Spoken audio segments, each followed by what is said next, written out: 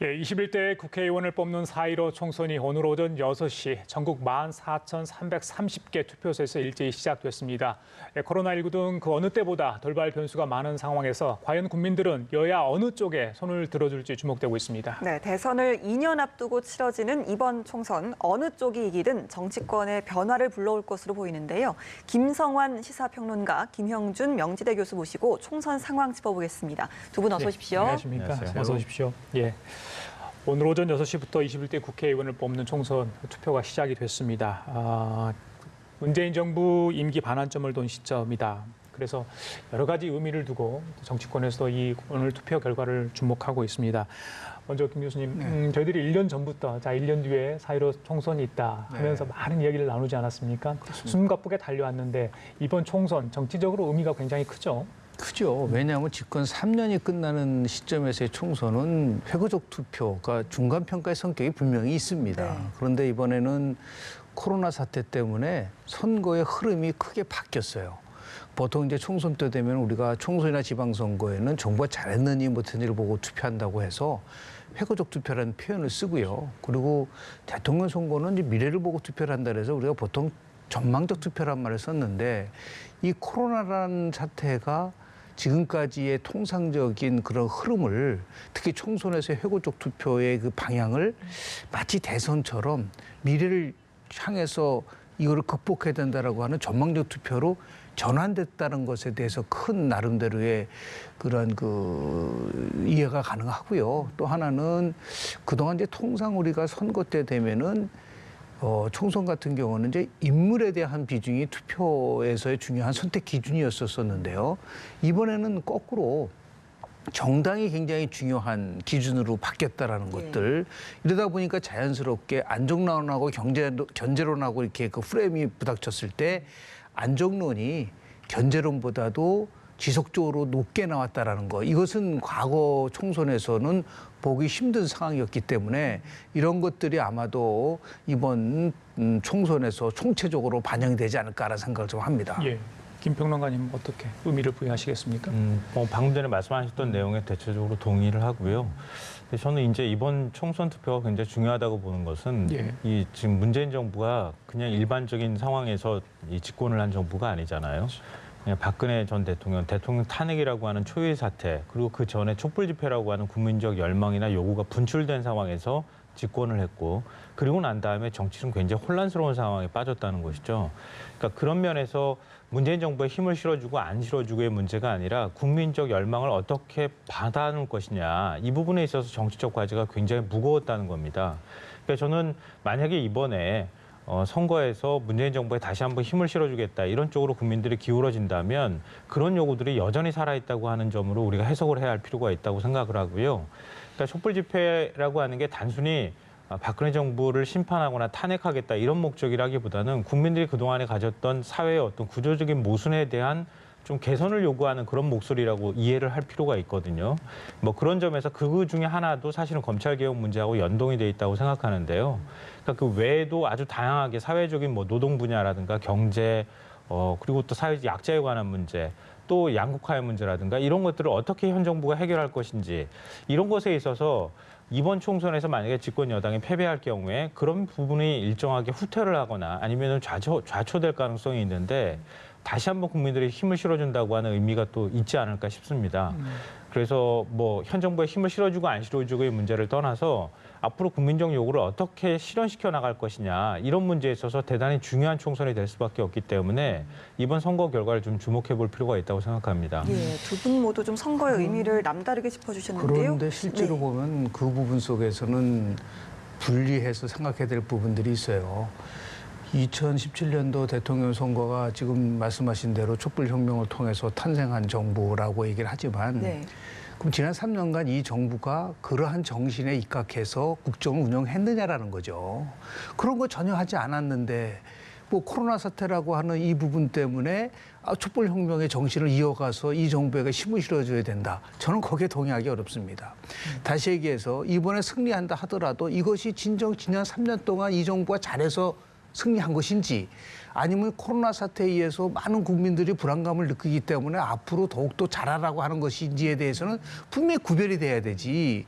이거 이번에 승리했다고 해서 지난 3년간의 모든 실종을 덮어놓고 갈 수 있다? 저는 그렇게 보기 어렵습니다. 그러나 국민들의 선택은 항상 준엄하고 그리고 나름대로의 방향성을 가지고 있는 것이기 때문에 더욱더 잘하라. 이 국난을 극복하라는 부분 속에서 우리가 힘을 실어준다 하더라도 그동안 지난 3년 동안 이 정부가 핵심적으로 추진했었던 소득적 성장, 탈원전, 적폐청산, 한반도 평화체제 구축에 대한 문제, 특히 지난해 조국 사태 이후에 불거진 검찰 개혁을 하려고 한 것인지 검찰 장악을 하려고 한 것인지 이런 부분에 대한 것들도 명쾌하게 나름대로 평가를 해야지 선거 결과만 보고 이게 모든 것이 다 인정된다?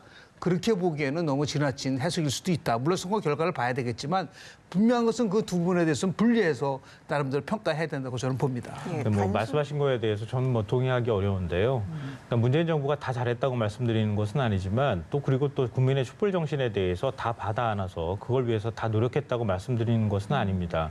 그런데 촛불 정신을 가지고 집권을 한 뒤에 문재인 정부가 그러면 아무것도 하지 않았느냐라고 하는 부분에 대해서는 저는 동의하기 어렵다는 말씀을 드리는 건데요. 그러니까 예를 들면은 문재인 정부 처음 들어서고 난 다음에 개헌하자고 얘기했을 때 다 전부 다 대선 때에는 개헌하겠다고 얘기했음에도 불구하고 개헌 안 하겠다고 얘기했던 거 아닙니까? 개헌 뒤로 미뤘습니다. 그것도 야당이 미뤄서 결국 개헌하지 못했던 것이고요. 그리고 그 다음에 지금 소득주도 성장 말씀하셨는데 그것도 역시 똑같이 최저임금 10,000원을 내걸었던 것도 야당 후보자들도 똑같이 내걸었던 내용입니다. 그래서 소득주도 성장이라고 이름을 달았기 때문에 오히려 또 그거에 공격이 빌미가 되고 있는 것은 아닌지 우리가 한번 되돌아볼 필요가 있다고 생각하고요. 예, 예. 그리고 한국 경제 문제가 단순히 소득주도 성장 그거 하나로 한국 경제가 지금 어려워졌느냐 이렇게 경제학자들한테 물어보면 아마 그렇게 얘기하지는 않을 거라고 생각하거든요. 근데 한국 경제의 구조적인 문제를 우리가 이전 정부 때부터 외면해 왔고 제조업 붕괴 위기나 이런 것들을 구조조정하지 않고 그대로 방치해왔던 것들이 또 부동산 경기를 통해서 내수 진작을 계속 해와하면서 뭐 결국 빚내서 집 사라 이런 방식으로 경기를 부양해오는 방식들을 유지해왔기 때문에 그 부작용들을 해결하는 문제가 계속 과제로 남아 있었다는 말씀 좀 드리고요. 예, 예. 정치인 문제에 있어서도 역시 마찬가지입니다. 아무리 대통령이 한다고 하더라도 결국은 정책을 만들어내는 건 국회에서 이 법안을 위반함으로써 완성이 되는 것인데 정책적인 측면에서 야당이 굉장히 힘이 강하단 말이에요. 특히 선진화법이 만들어지고 난 다음에 야당이 동의하지 않으면 법안 바꿀 수 없는 게 현실입니다. 근데 야당이 어떤 모습 보였습니까? 그러니까 탄핵 이후에 야당이 다시 혁신하거나 이런 모습을 보인 게 아니라 오히려 한쪽의 어떤 증오라든가 복수라든가 이런 감정들을 부추겨가면서 결국 정치를 더 극단화시켜 왔어요. 그러니까 그런 부분에 있어서도 우리가 좀 고려할 필요가 있다고 저는 생각합니다. 알겠습니다. 제가 정치적 의미의 질문을 드리면서 굉장히 쉬운 첫 질문이었기 때문에 그냥 뭐 상징적인 의미적인 단어들을 몇 가지 이렇게 언급을 하실 줄 알았더니 굉장히 좀 깊이 들어가신 것 같아요. 프레임이랄지 선거 결과에 대한 의미 분석. 아직은 뭐 이제 투표가 진행 중이기 때문에 저희들이 전망할 수밖에 없는데 그 이야기는 잠시 좀 나눠보도록 하고요. 이왕 뭐 말씀하셨기 때문에 힘 과연 실어주는 거냐 견제하는 거냐. 그러면 양당, 그러니까 양강구도 상황에서 각 당의 프레임을 잘 설정해서 선거 전략을 짰는지 어떻게 보십니까? 전략 프레임 전쟁 그 부분에 관해서는 어떻게 평가를 하시겠습니까? 근데 사실은 뭐 아까 말씀하셨던 것처럼 코로나19 때문에 프레임이 만들어질 새도 사실은 없었던 것 같아요. 제가 볼 때는. 그러니까 집권 여당의 경우에는 뭐 집권 중반기에 이루어지는 투표의 경우에 회고적 성격을 가질 수밖에 없는 상황이기 때문에 최대한 안정론을 부각시켜 왔던 게 현실이고요. 야당의 경우에 오히려 이제 심판론을 제기하는 경우가 많이 있었는데 심판론이 작동하지 않았던 측면이 있다. 이런 건데요. 그럼 심판론이 작동하지 않는 상황이라고 하면은 그러면 다른 대안들을 마련했어야 하는데 계속 코로나 사태도 마찬가지지만 계속 잘못하고 있다고 하는 메시지만 계속 던지려고 했다는 겁니다.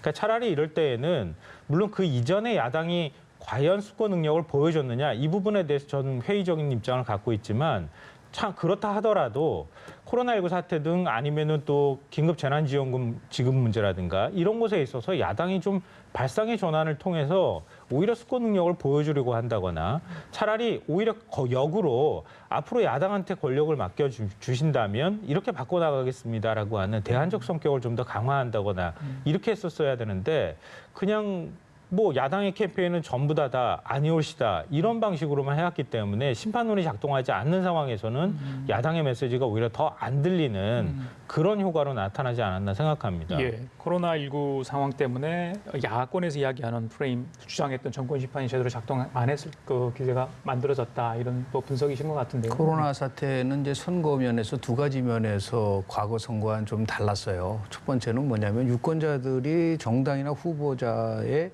공약과 관련돼서 이해하고 그것을 토대로 해서 투표할 수 있는 그 시간적 여유가 굉장히 적었다. 그러니까 모든 게 다 이제 코로나 쪽으로 이제 블랙홀로 빠졌기 때문에요.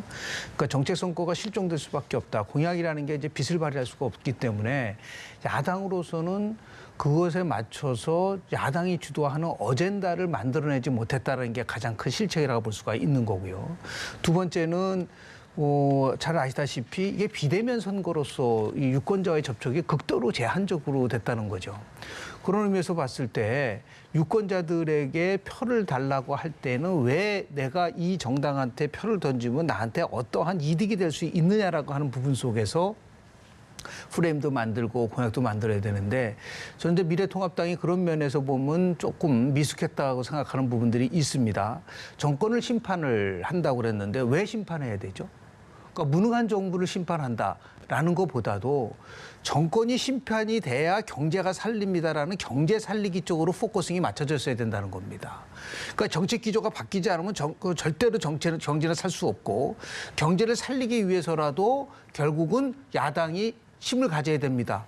그러니까 심판에 비중을 두는 게 아니라 경제에 살리기에 비중을 뒀었어야 되는데 그런 부분들이 크게 부각되지 못했다. 그러니까 유권자들 입장에서 봤을 때는 이 투표를 할 수 있는 동인을 찾기가 어렵게 만든 부분들이 제가 볼 때는 지금 미래통합당이 나름대로 고전하고 있는 이유 중에 하나가 아닌가라는 생각이 좀 들고요. 실제로 보면은 두 번째 실수라고 볼 수 있는 거는 뭐냐면 지금 집권당이 공천 과정을 보면은 역대의 그 민주당과 봤을 때 별로 큰 차이가 없어요. 그러니까 친문 중심으로 해서 공천했고 청와대 인사들 중심으로 해서 공천을 했고 현역 의원도 보면은 비문 출신들은 아웃되고 친문 출신들은 굉장히 나름대로 공천을 많이 받았단 말이에요. 현역도 보면은 교체율이 27%밖에 안 됩니다. 그러나 지금 미래통합당은 여하튼 간에 지금 그 현역 의원 교체율이 한 43% 정도 된다고 한다면 훨씬 많은 거예요. 우리는 새로운 인물로 교체해서 나름대로 새로운 정치를 하겠다라는 부분들이 부각됐음에도 불구하고 그런 부분들이 다 사라져버렸다. 그러니까 다시 얘기해서 세대 교체라든지 아니면 혁신에 대한 문제를 야당이 주도해가지고 나가야 되는데 그냥 정권 심판론 쪽만 집중을 하다 보니까 그 두 가지 중요한 부분들을 이 야당이 그런 면에서 보면 놓친 게 아닌가라는 생각이 좀 들고요. 이것이 이제 실제로 나중에 어떻게 표로 연결될지는 이제 결과를 보고 알겠지만은 여러 면에서 보면은 참 코로나 사태가 그동안 그 선거에서 갖고 있었던 여러 가지 전략이나 비전이나 아니면 나름대로의 그 유권자들의 행태에서 큰 영향을 준 거는 사실이라고 저는 봅니다. 네, 양당의 선거 전략까지 좀 분석을 해주셨는데요. 이번 21대 총선에 좀 최대 관전 포인트가 있다면 어떤 것들인지 몇 가지를 좀 꼽아볼까요? 먼저 김 평론가님. 뭐 선거 막판에 등장했던 막말 어떻게 국민들이 받아들이고 있는지 이게 투표심으로 어떻게 직접적으로 연결이 되고 있는지 지금 이제 여론조사가 그동안에 발표가 한 일주일가량 안 됐기 때문에 어떻게 표심이 움직였는지를 알 수가 없는 상황이거든요. 결국 이제 투표 결과로서밖에 알 수가 없는 상황인데 저는 상당히 영향을 미쳤을 거라고 보거든요. 그러니까 선거 막판으로 가면 갈수록 악재를 좀 제거하는 방향으로 가고 또 악재가 나와 있으면 그 악재를 최대한 빨리 정리하는 이런 식의 어떤 대응들이 필요한데 그런 면에 있어서 대응이 제대로 안 됐다. 근데 그 부분에 대한 국민적 심판이나 판단들이 어떻게 돼 있는지 그 부분을 좀 주목해 볼 필요가 있다고 보고요. 뭐 그리고 무엇보다도 뭐 투표율을 주목하지 않을 수가 없는데 뭐 역대 최고의 사전 선거를 통해 가지고 투표가 이루어졌는데 한 26.69%라고 하는 높은 투표율이 나왔고 실제 본 투표율까지 어떻게 연결될 것이냐 이제 이런 부분도 한번 주목해 볼 필요가 두 있다고 가지를 생각합니다. 말씀해 주셨고요. 예. 민주주의는 결과가 아니라 과정이 중요합니다. 선거 결과 어떻게 나올지 물론 그것도 이제 민심의 판단이겠지만 제가 지금까지 본 총선 중에서 총선 과정적 측면에서 보면 역대 최악이다. 저는 그래서 21대 국회가 굉장히 암울하다고 생각을 합니다. 과정이 엉망진창이었기 때문에 21대 국회가 들어오더라도 저는 그렇게 기대하지 않는 이유가 첫 번째는 뭐냐면요. 선거법이라는 것을 여야 합의를 통해서 합의하지 못한 상태에서 만든 선거법 결과가 지금 어떻게 됐죠? 비례미성정당을 만드는 과정을 한번 보십시오. 이게 국민들이 이해를 할 수 있을 것인가. 지금 민주당 같은 경우는 미래통합당이 미래한국당을 만들 때 뭐라 그랬습니까? 가짜 쓰레기 정당이다. 국민의 선택권을 훼손한다고 강력하게 비판을 했습니다. 그리고 뭐라고까지 얘기했냐면 우리가 다소 의석을 잃다 하더라도 거대 양당 체제를 소수 정당 진입을 용이하게 해서 정치 개혁을 하겠다. 거짓말이었죠. 실질적으로 그거는 전혀 지켜지지 않았습니다. 다시 얘기해서 비례위성 정당을 만든 거예요. 실질적으로 만든 겁니다. 뭐 참여했다고 하지만 그런 과정을 한번 보십시오. 그리고 실제적으로 의원 꽂기도 했어요. 서로가. 일종의 똠따방들이 막 생겼습니다. 똠따방 정당이라는 게 제가 처음 들어봅니다. 이것이 과연 대한민국 선거에서 그동안 우리가 경험했었던 것이냐. 과정적 측면에서 여야 모두 다 이거는 다 실패한 거다. 두 번째는 지금 얘기하는 저는 너무 지나치게 선거를 의식한 물론 긴급 지원 재난금을 줘야 되지만 지금 포퓰리즘적인 요소가 너무 많다. 예를 들어서 어떠한 재난 지원을 하기 위해서는 면밀하게 준비도 하고 그 나름대로 거기에 맞춰서 재원을 어떻게 확보하고 지급 기준을 어떻게 만들 것이냐. 이런 거 없이 역대 최대 돈 선거가 치러지고 있다라고 하는 부분들. 이것은 결국은 국가 재정에 대한 문제를 어떻게 끌고 나갈 것이냐에 대한 부분들. 그런 의미에서 봤을 때 저는 이제 관전 포인트라고 말씀을 하셨지만 이렇게 혼탁한 선거 과정 속에서 과연 유권자는 너무너무 좀 힘든 선거를 치르고 있다. 예, 알겠습니다. 그래서 21대 국회가 참 할 일도 많지만 어려운 점도 많다라는 말씀을 좀 드립니다. 11.4%네요. 20대 총선에 11.2%였으니까 0.2%포인트가 좀 높은 상황인데 사전선거 투표율이 26.69% 굉장히 높지 않습니까? 네. 재외선거는 물론 좀 낮았습니다. 여러 가지 이유 때문에 그랬죠. 전체 투표율이 어떻게 나올 건가? 또 이게 각 당에 어떻게 좀 유리할지 불리할지 같이 좀 분석을 좀 해주시죠. 뭐 섣불리 단정하기는 좀 어려울 것 같은데요. 일단 투표율은 지난번 20대 총선보다는 좀 높게 나오지 않을까 생각합니다. 그래서 사전 투표율이 26.69%라고 해서 그거에 정비례해서 투표율이 올라갈 거라고 생각하지는 않고요. 네. 일부 분산 효과도 저는 있었을 거라고 봅니다.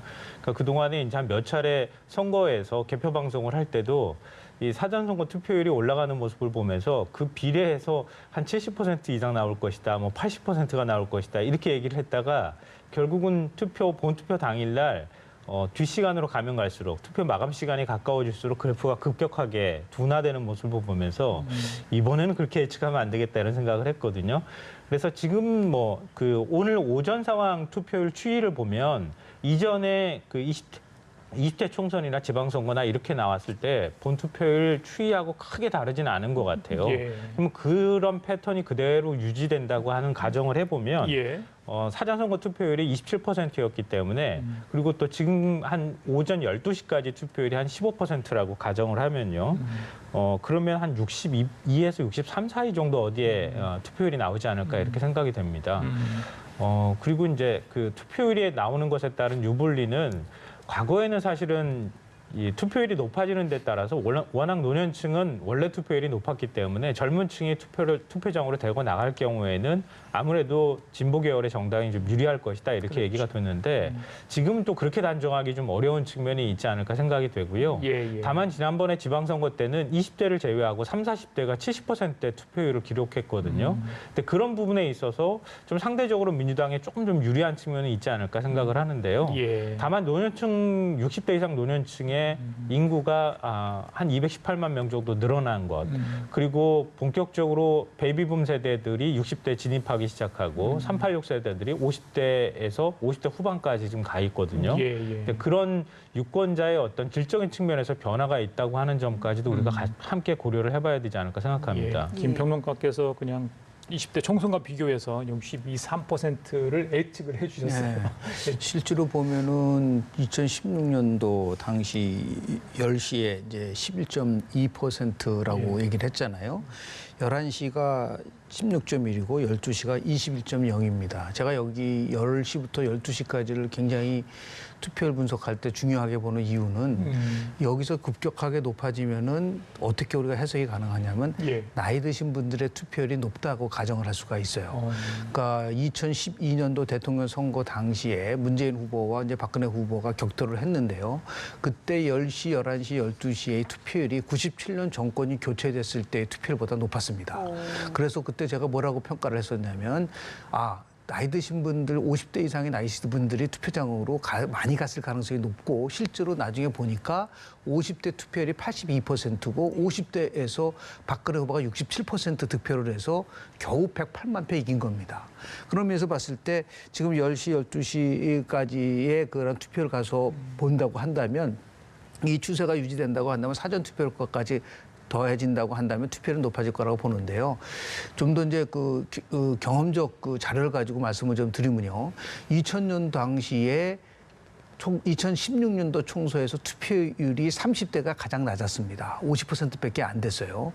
그리고 가장 높았던 거는 거꾸로 19세가 처음 새내기에 있었는데 53%였고 20대가 52%였습니다. 그런데 실제로 나중에 보니까 사전 투표를 보니까 20대, 30대의 사전 투표율이 굉장히 높았습니다. 그러니까 20대 사전 투표율이 굉장히 높았어요. 그런데 실제로 보면은 투표율 분석을 해보니까 2016년도의 투표율이 연령별 투표를 보니까 2012년도에 비교해서 20대가 11.3%포인트 높아졌습니다. 그리고 30대가 5.0% 높아진 거로 나와요. 자, 그렇다고 한다면 그것을 가지고 이번에 우리가 이제 그 예측을 해본다고 한다면 20대가 사전 투표율이 높아질 거냐? 저는 그렇게 보기 어렵습니다. 20대는 중앙선거관리위원회에서 조사를 해보니까 적극적으로 투표를 하겠다는 적극적 투표 의사층이 지난번보다 2.6%포인트 줄었습니다. 그런데 30대, 40대에서 적극적 투표 의사층의 비율이 굉장히 높아졌어요. 그리고 60대도 마찬가지고요. 이렇다고 한다면 이번 사전투표를 끌어올린 계층은 30대, 40대와 60대일 거라고 저는 본다는 거죠.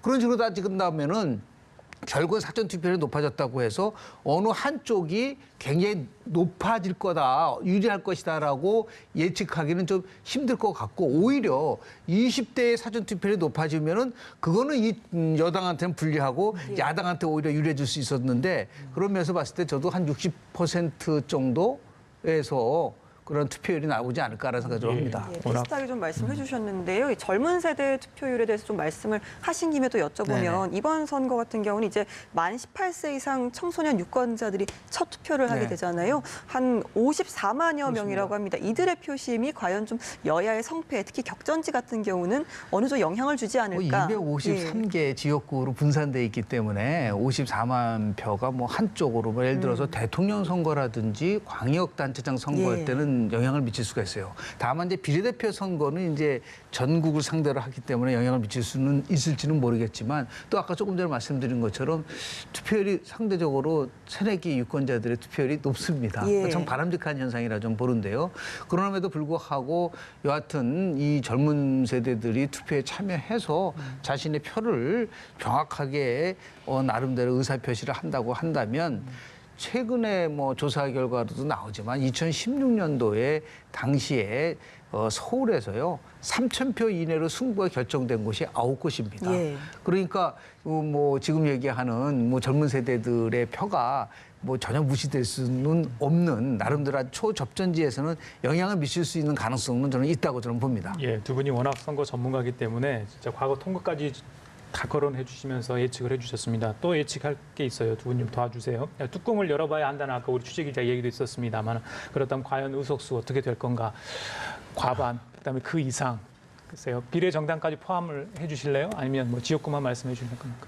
근데 이게 투표 당일인데 지금 아직도 투표 안 하신 분들이 있어서 예. 말씀드리기가 굉장히 좀 곤란하기도 하고 이게 좀 어느 한쪽으로 좀 기울어진다고 성급하게 예측하기가 굉장히 어려운 그렇죠. 상황이기도 하거든요. 예. 마지막에 뭐 얘기하기로는 민주당도 그렇고 통합당도 서울 수도권 지역에서 60에서 한 70곳 정도가 경합지다 이렇게 얘기를 하고 있는 상황이거든요. 그렇죠. 예. 전체 그 지역구의 절반 정도가 지금 수도권에 몰려 있는 상황이기 때문에 선거 결과를 예측하기는 좀 쉽지 않다. 근데 다만 이제 그 뭐 선거 판세라고 해야 할까요? 흐름으로 보자면 확실하게 민주당 쪽에 좀 기울어져 있는 것은 맞는 것 같다. 그러니까 그리고 이전에 어떤 경합지라고 얘기했던 곳들, 특히 이제 서울 지역 같은 경우에 보면은 우리가 지금 흔히들 얘기하는 것처럼 의뢰전쟁이라고 얘기하잖아요.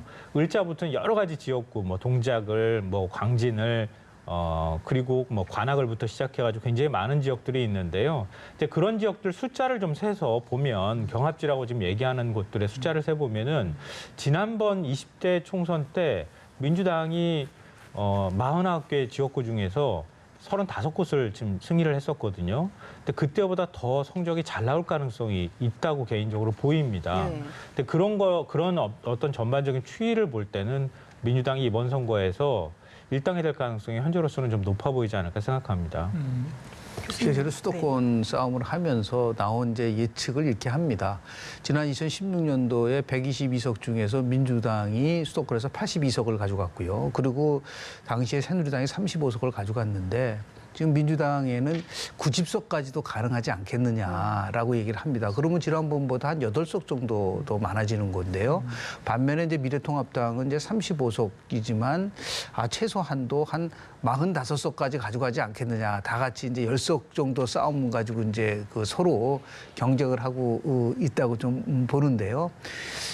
지금 뭐 수도권에서 70여 곳이 이제 접점 지역이라고 얘기를 하고 있는데 엄밀하게 따지면 그 속에서 이제 어느 쪽의 방향성이 나타날 것이냐. 근데 지난번 2016년도 당시 새누리당이 집권당임에도 불구하고 서울 49곳 중에서 12곳밖에 못 이겼습니다. 그런데 실은 강남 전체로 따지면 선거구가 8개거든요. 근데 뭐 강남 중에서도 이제 예를 들어 송파병은 굉장히 어렵다 하더라도 7곳이 굉장히 그동안 미래통합당의 강세인 지역이라고 한다면 다른 지역에서 겨우 5석 정도밖에 못 이길 거냐라는 그런 추론이 가능하지 않습니까? 만약에 지난번과 똑같다고 한다면 더 적게 나온다고 한다면 그런 의미에서 봤을 때 서울에서 얻었었던 것보다 조금 더 얻을 수 있는 여지는 있다라고 하는 것이 이제 미래통합당에서의 얘기고요. 결국은 이제 저는 겹점지라고 한다면은 야당 20표가 지금까지 선거를 보면은 한 5% 정도는 존재하고 있다라는 것이 통설이기 때문에 뭐 2016년도 당시에 서울 종로구 선거에서 정세균 후보가 오세훈 후보한테요. 선거가 4월 13일이었는데 3월 24일 날 KBS가 그때 당시에 발표를 했었는데 17.3%포인트 지는 거로 나왔었어요. 근데 실질적으로 뚜껑을 열어보니까 오세훈 후보가 10%포인트 오히려 졌습니다. 그러면 갭이 무려 25%포인트 차이가 나고 있기 때문에 현재 나와 있는 여론조사 결과를 가지고 어느 쪽이 좀 유리하다라고 판단할 때는 좀 더 지켜봐야 되지 않을까 생각을 좀 합니다. 예, 단순히 좀 여론조사에만 기댈 수는 없겠죠. 이번 선거는 좀 어느 때보다도 특히나 좀 막말 이슈가 논란이 됐습니다. 그나마 좀 비례정당에 출연이 됐고요. 또 선거 중에 막말 네거티브에 기승을 부렸는데 이렇게 수위가 올라갈수록 결국 지지층 결집에도 좀 도움이 되는 걸까요? 네, 아무래도 이번 선거는 지지층 결집이 좀 확실하게 이루어지는 선거로 보입니다. 일단은 뭐 선거 구도 자체가 민주당하고 통합당 양당 구도 체제를 만들어 놨고요. 그것도 이제 보수가 다 결집하는 현상들이 나타났기 때문에 그리고 이 과거 우리 선거들 보면은 보통 이제 정당 일체감이라고 얘기하잖아요. 그러니까 정당에 대한 그만큼의 소속감을 느끼고 또 지지층 간에 결집하는 현상들이 선거 때마다 나타났는데 이 지금 노무현 정부 거치고 그리고 이제 사실은 집권을 하질 못했잖아요. 민주당 쪽에서 집권 못하고 다시 또 탄핵 사태라고 하는 걸 겪어가면서 민주진영 쪽에서도 상당히 결집 현상이 나타나고 있는 것이 아닐까 생각합니다. 그래서 그렇다고 하면은 양당 구도가 만들어져 있는 상황에서 양쪽으로 지금 굉장히 결집돼 있는 상황이기 때문에 아마 투표 결과도 그 결집돼 있는 형태대로 그대로 나올 가능성이 저는 상당히 높다고 생각을 합니다. 그리고 뭐 막말 같은 경우에도 역시 마찬가지로 그런 것에 대해서 반응을 어떻게 할 것이냐에 관한 문제인데요. 뭐 앞서도 잠깐 말씀드렸던 것처럼 막말이라고 하는 건 특히 이제 부동층이 여전히 남아있는 상황에서 부동층을 뭐 100% 하나의 결을 갖고 있는 층이라고 보기는 어렵고 일부 이제 투표 포기층도 다 포함이 되어 있는 것이긴 하겠지만 특히 부동층이 그런 부분에 있어서 예민한 반응을 보일 수 있다는 거죠. 그러니까 선거 막판에 그런 돌출 변수가 생겼을 때 그 돌출 변수가 결국은 그 막말을 한 쪽 정당 후보한테 불리한 쪽으로 작용할 가능성이 굉장히 높다고 생각합니다. 예. 교수님, 아까 전에 네. 초반에도 말씀을 해주신 것 같아요. 공약 정책 실종 부분을 잠깐 비슷하게 말씀해 네. 주셨는데 글쎄요, 어떤 게 맞는지 모르겠어요. 공약인지 인물인지 뭘 보고 선택을 해야 될지 모르겠는데 유권자들은 거기에 대해서 판단을 하겠지만 공약 관련해서 정책 관련해서 말씀드리자면 이제 코로나19 관련해서 긴급 재난지원금 얘기가 그렇습니다. 계속 나왔잖아요. 네네. 대통령께서 어제도 이제 국무회의 때 발언을 했는데 그것 두고 야당에서도 반발을 하는 것 같고요. 글쎄 선거 즈음에서 이게 어떤 영향을 미칠지에 대한 여부는 제가 여쭤보지 않겠습니다. 근데 국민들은 이제 과연 이게 누구에게 언제쯤 이제 지급되느냐. 그게 가장 관심 그렇습니다. 아니겠습니까? 지금 이 시간도 아마 관심일 텐데. 뭐 소득 하위 70%라고 얘기를 했지만 지급 기준이 처음에는 정확하지 않았기 때문에 혼돈이 왔다가 이제 뭐 조금 이제 정리가 돼가는 것 같아요. 우리 선거에서는 이제 정책 투표가 이루어지기 위해서 예를 들어서 지금 긴급재난지원금 같은 경우가 투표에 영향을 주기 위해서는 어떻게 돼? 세 가지 조건이 있어야 된다고 얘기를 합니다. 첫 번째는 뭐냐면 유권자가 그 부분에 대해서 나름대로 인지를 하고 있어야 된다. 두 번째는 각 정당과 후보들이 그 문제와 관련해서 어떤 입장을 취하고 있느냐라는 부분도 하고요. 마지막으로는 그것이 투표장으로 가게끔 유인할 수 있느냐라는 문제인 겁니다. 그런데 지금 긴급지원금과 관련돼서 재난지원금과 관련돼서는 특정하게 어느 한쪽의 대립을 가져올 수 있는 쟁점이 되지는 못했어요. 그러니까 뭐 잘 기억이 나시겠지만 미래통합당이 처음에 소득 하위 70% 지원한다고 했을 때 이건 현금 살포라고 해서 굉장히 반대를 했었지 않습니까? 그러다가 변화가 이제 바뀌었어요. 입장이. 한교안 대표가 전 국민에게 50만 원을 주자고 얘기했다. 그 얘기가 바로 이것을 대립쟁점으로 만들면 엄청나게 불리하다는 것을 파악했기 때문에 우리도 다 같이 한다고 해서 이거를 합의쟁점으로 만드는 부분들이 있습니다. 그래서 긴급재난지원금 가지고 어느 한쪽이 일방적으로 유리하다라고 얘기하기는 어려울 것 같아요. 다만 국회가 안정이 돼서 지원금이 빨리 나와야겠다라고 생각하시는 분들하고 그렇지 않다. 뭔가 이게 재정적으로 굉장히 중요한 부분이기 때문에 막 처리해서는 안 된다라는 부분들 이것이 충돌할 가능성이 있기 때문에요. 지원금과 관련돼서는 어느 한쪽이 일방적으로 유리하다고 보기는 어렵고요. 다만 막말과 관련돼서는요. 지난 2012년도 총선에서 당시에 김영민 후보의 막말 파문이 있었어요. 나는 꼼수다라에서 지금 비슷합니다. 김남국 후보가 얘기한 거랑 비슷한 식으로 이전에 있었던 것이 문제가 됐었는데 당시에 이제 선거 끝나고 나서 민주당이 뭐라 그러냐면 김영민 후보의 막말 때문에 수도권에서 5 내지 7석이 날아갔다. 이렇게 얘기한 적이 있어요. 근데 그런 비슷한 거. 실제로 오늘 투표 날인데요. 투표 당일날까지도 누구를 찍지 결정하지 못한 사람의 비율이 의외로 굉장히 높습니다. 한 12% 정도 돼요. 예. 그러니까 이런 것들 아직까지 결정하지 못한 분들이 이런 막말이라든지 걸 보고 야, 안 되겠다 판단하면은 그것이 분명히 영향을 줄 수 있는 부분들도 있고요. 지금 진영의 싸움은 끝난 겁니다. 진영에 있는 분들은 다 결정이 돼 있어요. 지금 오늘 좀 아쉬운 거는 뭐냐면 출구 조사를 하면서 딱 4가지밖에 안 물어본다 그러더라고요. 2017년, 2018년도에는 인연과 관련된 걸 물어봤었는데 제가 참 아쉽습니다. 결국은 선거가 가까이 오면 40% 진보, 20% 중도, 40% 보수로 재편돼요. 이 20%의 중도가 누구를 찍느냐에 따라서 결정되는데 이 중도는 크게 도덕적인 거, 개혁적인 거, 더 나아가서 미래를 보고 찍기 때문에 막말이라는 것은 굉장히 치명적이 될 수 있다는 말씀을 좀 드리고 싶습니다. 예, 총선 막판에 좀 특히나 가장 이슈가 되는 게 이제 통합당 차명진 후보의 세월호 막말 파문이었는데 제명결의 효력정지 가처분 신청이 법원에서 받아들여졌습니다. 이유가 이제 절차상의 문제가 있었다라고 하는데 이번 판단은 좀 어떻게 보셨습니까? 일단 윤리위라고 하는 절차를 뛰어넘어서 최고위에서 그냥 결정을 해버렸잖아요. 처음에 이제 윤리위에서 결정을 할 때는 탈당 권유로 결정을 해버렸는데 여론이 악화가 되니까 윤리 징계를 그냥 절차를 뛰어넘어서 최고위에서 일방적으로 결정을 했다는 거죠. 이게 절차상의 하자가 있으니 그러니까 본 재판에 들어가기 전에 일단 가처분 신청을 받아주겠다 이렇게 얘기된 것인데요. 저는 이제 차명진발 막말 파문이나 이거는 이미 다 반영이 됐다고 생각해요. 그러니까 그 리스크는 이미 반영이 돼서 사전 투표에서 이미 다 투표가 됐다고 보고요. 지금까지도 그게 예를 들어서 제명 조치가 이루어지지 않고 가처분 신청을 받아들여 줬다고 해가지고 또 다른 어떤 더 악영향이 있을 거라고 생각하지는 않습니다. 그리고 막말이 나타나는 효과 같은 경우에는 뭐 말씀을 해주셨으니까요. 국민 뭐 저도 생각이 같고요. 다만 이제 차명진 후보의 막말이라고 하는 게 왜 그러면 많은 사람들한테 더 특별하게 지금 다가오느냐 이 부분인데요. 그러니까 세월호 관련돼 있는 문제를 얘기를 한 거예요. 그러니까 이거는 일종의 국민들 사이에서 모두 다 공감하고 있는 하나의 아픔이라는 거죠. 근데 그걸 이제 조롱하는 듯한 얘기를 했단 말이에요. 근데 그런 부분에 있어서 굉장히 분노하는 표심을 만들었을 가능성이 있고 투표일이 가까우면 가까울수록 결국은 심판하기 위해서 투표를 한다고 하는 행위적인 특성으로 볼 때 그런 막말이 미치는 효과는 굉장히 클 수밖에 없다. 그러니까 그런 면에서 미래통합당 입장에서는 상당히 좀 아픈 구석이 되지 않을까 생각을 합니다. 그러니까 하나만 좀 짧게 좀 덧붙이고 싶은 것은요. 재난지원금과 관련되는 문제인데 저는 그런 얘기를 방송에서도 했습니다. 재난지원금 정부에서 한 70% 얘기 나오거나 또 처음에 통합당에서 오락가락하는 태도를 보였잖아요. 매표행위라고 막 비난하기도 하고 그랬을 때 차라리 통합당에서 더 전 국민한테 주자고 얘기해야 한다. 선거 전략상으로 볼 때.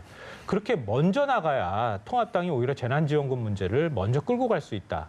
근데 이거는 단순히 선심성 정책이나 아니면 포퓰리즘의 관점으로 접근할 문제가 아니라 지금 국민들 다 아우성 아닙니까? 경제가 돌아가지 않고 뭐 IMF도 지금 얘기하지만 전 세계 경제가 마이너스 30% 성장한다는 거 아닙니까?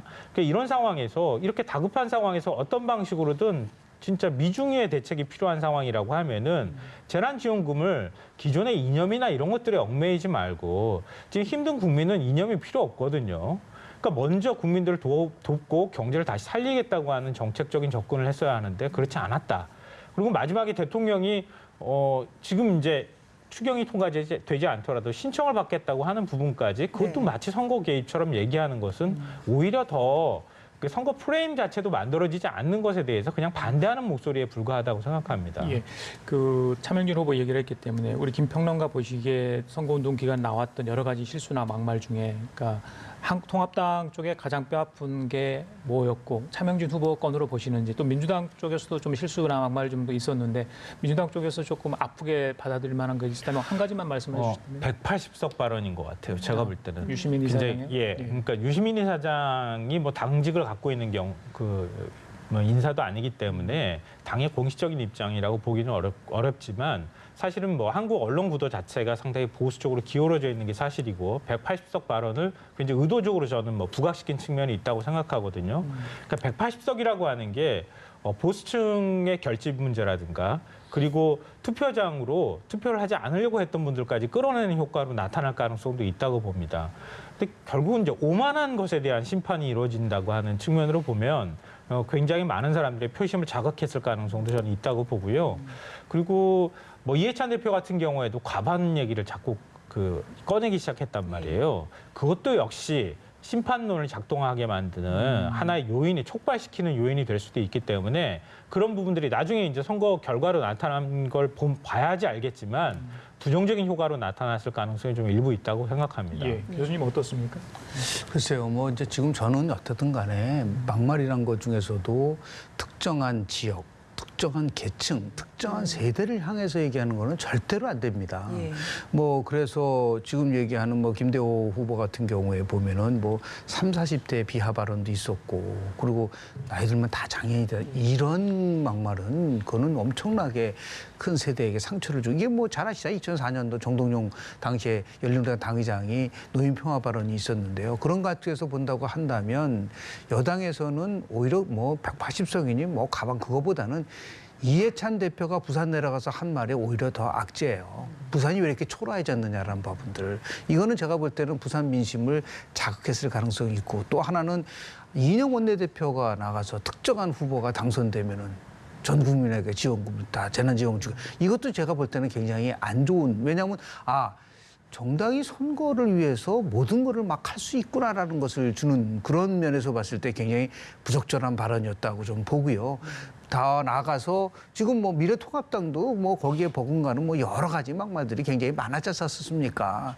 이런 부분들이 왜 나타나냐면요. 바로 정책이나 공약이 멀리하고 반짝하는 시기의 선거를 통해서 표만 얻겠다라고 하는 이러한 것들이 선거를 지배해서, 그래서 제가 모두에 말씀드린 것처럼 이번 선거 과정이 진영의 논리에 빠진 것도 있지만은 정상적인 선거 흐름이 이루어지지 않은 상태에서 오다 보니까 저렇게 막말이 공약보다 앞서는 그 나쁜 방향으로 흘렀다는 점에서 참 아쉬운 점이 많다라는 말씀을 좀 드립니다. 예. 네거티브라고 하는 게 선거 막판에는요, 사실 유효한 정책 수단이 되기도 해요. 외국에서도 많이 하거든요. 뭐 거기에 이제 네거티브도 네거티브 성격에 따라 좀 다른 측면이 있기는 하겠지만, 그러니까 어차피 선거 운동을 제대로 하지도 못한 상황이었어요. 코로나19 사태로. 이슈도 부각되지 않습니다. 그래서 선거 막판에 만약에 박빙지가 있다고 하면은 박빙 지역에서 마지막으로 유효적으로 공격할 수 있는 수단이 네거티브밖에 안 남은 거예요. 그러니까 선거 막판으로 가면 갈수록 네거티브전이 굉장히 심화되는 모습들을 보였거든요. 이거는 자기 지지층 결집은 이루어지고는 있는 상태에서 상대편 지지층을 떨어뜨리게 하거나 아니면은 부동층이 투표 포기를 하게 하거나 아니면은 상대 쪽으로 가지 않도록 하는 방식에 있어서의 네거티브전이 유효하다 이렇게 판단하는 측면이 있는 것 같아요.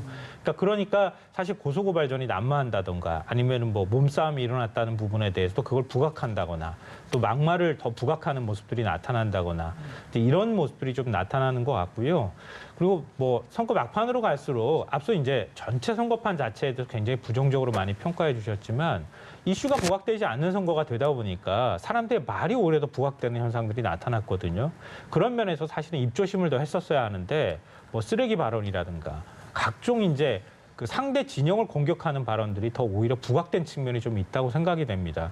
근데 이게 정치권의 입장에서 보면은 정치적으로는 서로 간에 공격할 수 있어요. 조금 더 험한 말이 나올 수도 있거든요. 상대 진영을 향해서 비난하는 막말은 그렇지만 국민을 비하하거나 아니면은 주권자인 국민에 대해서 국민을 의심한다거나 이런 발언들은 그건 바로 표심으로 연결될 수 있기 때문에 그런 거는 아주 주의해야 한다고 생각합니다. 꼭 하나 좀 우리 언론이나 정치인들한테 좀 말씀을 드리고 싶은 거는 네거티브에 대한 이해가 부족한 거예요. 네거티브하고 포지티브가 있는데 네거티브는 두려움을 주는 전략이고 포지티브는 희망을 주는 전략입니다. 그러니까 네거티브하고 막말하고 혼돈하고 있어요. 그러니까 지금 우리는 저 네거티브라고 얘기를 하고 있지만 실제로 보면은 저 정당이 되면 저 후보가 되면 어떠한 불안한 일이 벌어질 것이라는 걸 해주는 거는 있을 수는 있지만 그게 아니잖아요. 이해 담기 어려운 지금도 얘기했지만 뭐 쓰레기부터 시작해서 뭐 이런 식의 막 그 뭐 어떤 때 욕까지 막 그 하는 부분들이 있지 않습니까? 그거는 네거티브가 아니에요. 그건 한마디로 저질입니다.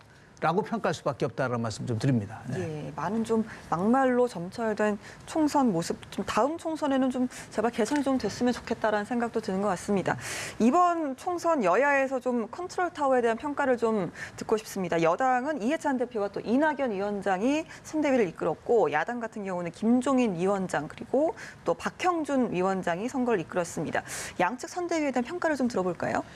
뭐 이제 미래통합당에는 황교안 대표가 이제 종로 선거에 네네. 집중을 하다 보니까 총괄선대위원장으로 이제 김종인 씨를 이제 영입을 했는데요. 약간 좀 늦은 면은 좀 있고요. 또 하나는 이제 문재인 정부를 심판하라고 하다 보니까 누가 어떠한 메시지를 던지느냐에 따라서 좀 반응이 다를 수가 있는데 뭐 잘했으면 문재인 대표가 있었던 2016년도에 비상대책위원장이 또 김종인 또 비상대책위원장이었기 때문에 그런 면에서 봤을 때 나름대로 이제 각을 만들기 위해서 이제 김종인 아마도 이제 총괄선대위원장을 영입을 한 것 같은 부분들이 좀 있는데요.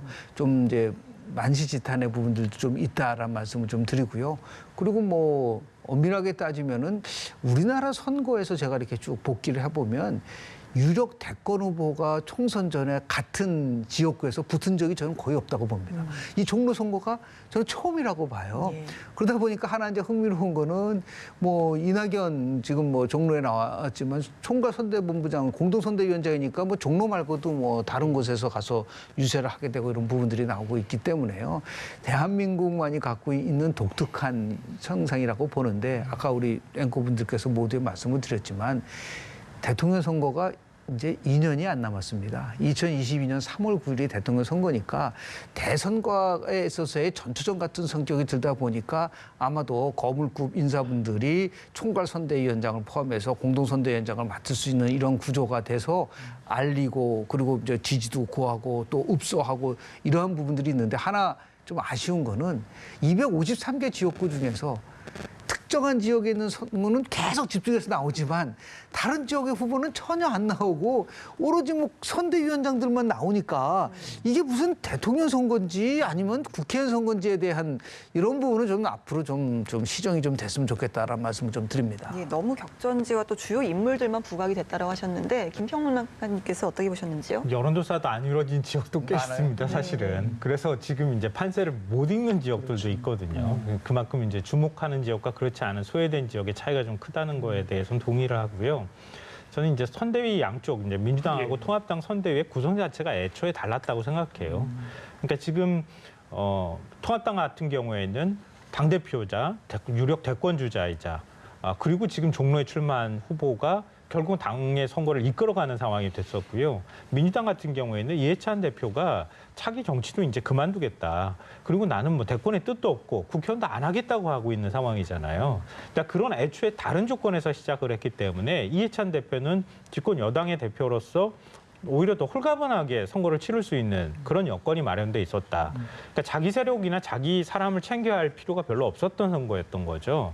그러니까 그런 반면에 이해찬 리스크가 일부 또 있었어요, 보면. 그러니까 이해찬 대표를 통해서 나타나는 논란이 있었는데 그나마 사실은 지금 이낙연 전 총리가 그런 부분들을 상당 부분 희석시켜주는 효과를 만들었다. 그런 면에 있어서 이낙연이라고 하는 인물의 어떤 비중이 오히려 커진 측면이 있다고 생각됩니다. 민주당에서는. 근데 통합당 같은 경우에는 후보 한 명이서 모든 것들을 다 책임져야 되는 상황인데 차라리 만약에 김종인 선대위원장을 영입을 할 거였으면 더 빨리 영입했어야 된다.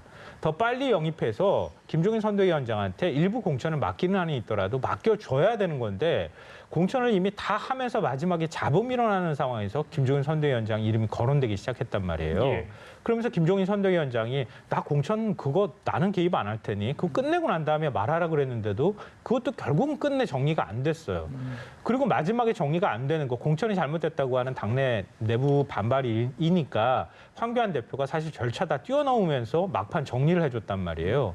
그 사이에서 황교안 대표가 또 일부 상처를 받은 측면이 있고 그리고 종로에 출마해서 종로에서도 사실은 상징성이 워낙 큰 지역구였기 때문에 황교안 대표가 종로에서 선전하는 모습을 보여주면서 지지율이 올라가는 모습을 보여주면 서울이나 수도권 지지율이 따라 올라가는 현상들이 나타났을 텐데 그런 견인 효과도 별로 없었던 이제 그런 좀 여러 가지 어려움이 있었던 거 아닌가 생각합니다. 종로 얘기를 하셨으니까 마저 좀 짧게 여쭤볼게요. 뭐 다른 대선 주자급 주자들도 이렇게 각 지역에서 후보로 많이 나오긴 나왔습니다. 무소속 후보들도 있었고요. 근데 정치 1번 이제 특히 이제 두 대권 주자로 거론되는 두 사람이 나란히 출마를 했기 때문에 특히 황교안 대표는 제 기억으로 60여일 정도 남기고 이렇게 총선 출마를 뒤늦게 선언하지 않았습니까? 글쎄요, 이 지역 유권자들이 어떻게 판단할지 모르겠습니다만은 그 결과 그리고 두 사람의 그 득표율 차이 이런 게 굉장히 중요하다고 많은 전문가들이 보던데 평론가가 어떻습니까? 맞습니다. 굉장히 중요할 수밖에 없고요. 그래서 그 또 한 아쉬움을 갖고 계시는 분들이 굉장히 많을 거예요. 황교안 대표가 너무 좌고우면하는 것 같은 그런 모습들을 계속 보여줬다는 거예요. 그러니까 이낙연 후보 같은 경우는 미리 가가지고 먼저 진을 치고 기다렸던 거 아닙니까? 다른 데로 가도 좋고 여기 오면 더 좋아 이런 태도를 보이는데 황교안 후보의 경우에는 계속 끝까지 고민하다가 마지막에 결정을 하는 모습을 보였다는 거죠. 그러니까 분위기나 이런 것들을 먼저 선수를 둔 사람한테 끌려다닐 수밖에 없는 그런 구도를 만들어놨다고 보이고요. 선거 결과가 어느 정도 편차가 나올지는 모르겠지만 만약에 전체적인 어떤 선거에 있어서 쉽지 않은 선거라고 하는 것은 아마 많은 전문가들도 인정을 할 거라고 보거든요. 통합당한테는 굉장히 어려운 선거였을 겁니다. 근데 그런 것들을 감안한다 하더라도 종로에서 굉장히 큰 표차로 만약에 진다고 하면은 아마 대권 주자로서의 보수 진영 내부에서 기대감이 많이 사라지는 효과로 나타날 수도 있을 거고요. 선거가 만약에 패배로 귀결이 된다고 하면은 통합당 내부에서 당대표 교체론이라든가 당 내부 갈등이 일어날 가능성이 상당히 있다고 생각합니다. 예, 종로가 좀 가장 주목되는 격전지긴 하지만 이 밖에도 뭐 송파, 동작, 또 광진, 을 이렇게 좀 최대 격전지 손꼽히고 있잖아요. 많아요. 예, 어떻게 좀 예상을 저는 하시는지요? 두 가지 면에서 보는데 광진을하고 동작을 같은 경우는 거의 정치 신인하고 중진급이랑 붙고 있기 때문에 과연 이 결과가 어떻게 나올 건지 굉장히 저는 궁금합니다. 한쪽은 이제 광진을은 워낙 이제 추미애 장관이 5선을 할 정도로 아주 탄탄한 지역이었고 고민정 예를 들어서 후보 같은 경우는 청와대 대변인을 했기 때문에 인지도 면에서 밀리지 않기 때문에 아마 그쪽도 굉장히 이제 박빙이라고 보고요. 다만 이제 이 정말 그 동작을 같은 경우에 어떤 결과가 나올지 진짜 궁금한데요. 이수진 후보 같은 경우는 뭐 인지도가 거의 없는 상황인 상태인데도 지금까지 나온 여론조사 결과 보면은 뭐 왔다 갔다 서로 박빙이라는 결과가 나오고 있기 때문에 그래서 이 결과에 따라서 전체적으로 쉽게 표현하면은 그 정치 지형의 변화와도 직결될 수도 있고요. 그리고 한국 정치판에 있어서의 새로운 변화를 가져올 수 있느냐 아니면 또 나경원 후보 같은 경우에 승리를 하면 이제 5선 의원이 되기 때문에 나름대로 자신의 지도력을 발휘할 수 있는 또 기회도 받을 수 있는 거기 때문에요. 아주 굉장히 결과에 따라서 해석할 수 있는 부분이 많은 그런 부분하고 또 배현진 후보하고 최재성 후보분의 송파울도 굉장히 관심이 좀 많아요. 그러니까 배현진 후보가 한 2년 만에 이제 다시 이제 리턴 매치를 하고 있는데 최재성 의원 같은 경우는 뭐 중진 의원을 상대로 해서 서로 지금 굉장히 그 격전을 하고 있기 때문에 그런 면에서 보면 그쪽 지역도 상당히 관심이 가는 과연 어떤 결과가 나올지 궁금합니다. 알겠습니다. 자, 뭐 시간이 많지 않은데요. 두 분께 나란히 질문을 드릴게요. 이제 총선 결과를 보고 아마 두 분을 만나야 될 것 같은데 20대 총선에 대해서 많은 분들 실망도 하지 않았습니까? 21대 총선 아까 초반에 말씀하셨지만 희망을 줘야 될 텐데 과제도 많을 것 같고요. 지금 당장 뭐 코로나19 사태 극복도 있습니다. 또 당장 추경 얘기도 나오고 있는데 21대 국회 뭐 어떤 식으로 좀 전개될지 물론 선거 결과에 따라서 그 많이 바뀔 것 같습니다만 어떻게 예상을 하시는지요? 근데 지금 뭐 앞서 말씀하셨던 것처럼 선거법을 개정하는 과정에서 또 패스트 트랙 그리고 지금 이제 선거를 치르는 과정에서 보여줬던 부작용이나 뭐 안 좋은 모습들이 굉장히 많이 노출된 선거라고 할 수 있거든요. 또 20대 국회가 또 그런 모습들 많이 비춰진 측면이 있고요. 또 물론 뭐 이 탄핵이라고 하는 초유의 사태가 벌어진 이후에 벌어지는 과정이 있었던 국회이기 때문에 여러 가지 논란이 있는데, 근데 지금 한국의 국회라고 하는 것이요, 대통령한테 권력이 집중돼 있다고 하지만 국회의회 권력이 정책적인 측면에서 굉장히 강합니다. 입법이 뒷받침되지 않으면 아무것도 할 수 없는 거거든요. 특히 입법이 뒷받침되어야 한다는 것은 국회 선진화법이 있기 때문에 아무리 과반 의석 이상의 정당이 탄생한다 하더라도 결국은 야당하고 서로 법안 처리에 있어서 합의 처리를 하지 않으면 결국 패스트 트랙으로 갈 수밖에 없는 게 현실이라는 겁니다. 그러면 이제 만약에 물론 이제 힘이 비등할 경우에 대등할 경우에는 그 대등함을 통해 가지고 서로 갈등이 좀 많이 노출되는 경우도 있겠지만 뭐 과반 의석을 가진 정당이 나온다 하더라도 야당을 존중하는 모습을 보이거나 여당을 존중하는 모습을 보이지 않는 한 국회가 계속 갈등하는 모습은 노출될 수밖에 없다. 그런 부분에 있어서 21대 국회와는 좀 새로운 면모들을 정치 문화까지도 같이 바꾸는 그런 이제 계기가 될 수 있는 투표나 선거가 됐으면 좋겠습니다. 알겠습니다. 저는 이낙연 전 총리가 한 말이 조금 기억이 나는데요. 국민을 선거 때만 섬기는 게 아니라 끝나고 나서도 국민을 섬겨야 되지 않느냐. 제가 2008년도 총선 끝나고 나서 당시에 한나라당이 153석으로 단독 과반이 됐고요. 그 당시 친박연대 14석을 토하면 167석이었었습니다. 근데 제가 이런 얘기를 했습니다. 국정 안정이라든지 또 정치 안정은 국회 의석에 의해서 결정되는 것이 아니라 그렇게 많은 의석을 갖고 있다 하더라도 조금 전에 말씀하신 것처럼 상호 존중과 제도적 자제를 하지 않으면은 국회는 결코 움직일 수 없습니다. 그래서 지금 여당의 가장 치명적인 문제는 뭐냐면 야당과 동일한 성상에서 항상 얘기를 해요. 집권 세력이라는 것은 항상 더 많은 책임을 갖고 더 많은 것을 생각을 해야 된다. 그래서 21대 국회가 제대로 작동되기 위해서는 힘으로 움직이는 것이 아니라 설득과 그리고 다 함께 같이 갈 수 있다라는 협치를 통해서 움직여야지만이 21대 국회가 국민으로 사랑받는 국회가 될 수 있을 거라고 저는 봅니다. 그래요. 알겠습니다. 지금까지 김성환 시사평론가, 김영준 명지대 교수 두 분과 함께했습니다. 오늘 말씀 잘 들었습니다. 감사합니다. 네, 고맙습니다.